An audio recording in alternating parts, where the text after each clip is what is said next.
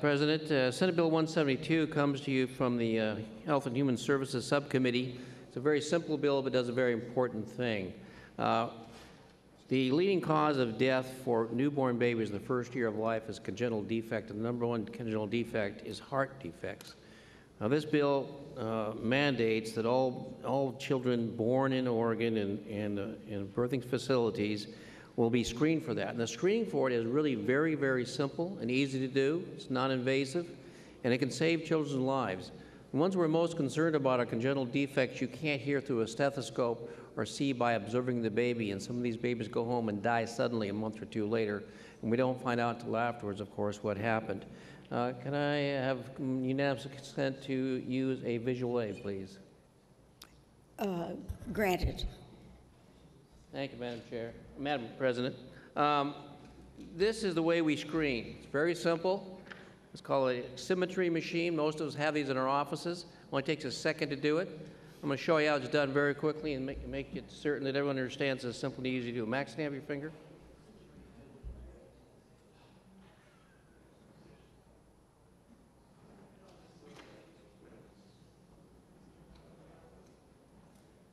Thank you, Madam Chair. In a second here, we'll find out if Max is still alive or not. I was going to use it on the co-chair, but I'm afraid he'd be dead, so I didn't want to use it on him.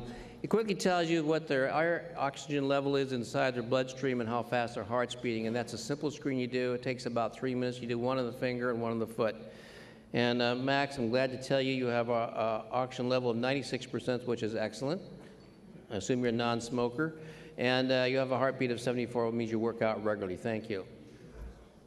And the real question of this bill for me was this. I was shocked to find out this is not being done already. We've been doing it at my hospital the last 30 years. I delivered over 2,000 babies. We checked them all.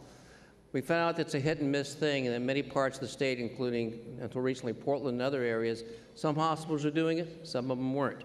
This mandates that across the state we're going to save lives with this bill and do the things we should have been doing all along. It also brings a bigger point to us. How can we run a healthcare system in this state with simple mandates like this having to be put in place for what should have been done without a mandate? And it's going to reach to a broader discussion of metrics and taking our industry of healthcare from a cottage industry to a fully functioning 21st century industry that saves lives and does so in a more economical fashion. Thank you. Is there any further discussion? Senator Close. Recognize Senator Close. Thank you, Madam President. Question of the carrier. Does the carrier yield? Yes, I do. Senator Bates, the good senator from Doc Bates. Doc Bates. I have a concern I'd like you to address because on the staff report from Ms. Ames, it talks about the bill being silent regarding the tracking of the screening outcomes and mechanisms for follow-up on positive screens.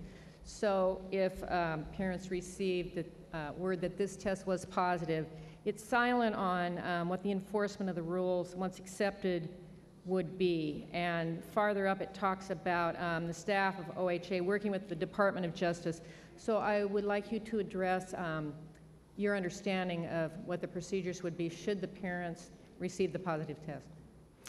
Thank you for the question. When a child is delivered, the parents have signed a certain amount of permissions to have certain things done. This would be one of those things. I believe it would be covered under that as far as getting the test done, although a parent has an absolute right to say, I don't want this test done on my child. That is one of their rights as a parent in a hospital. The second part becomes a little more difficult.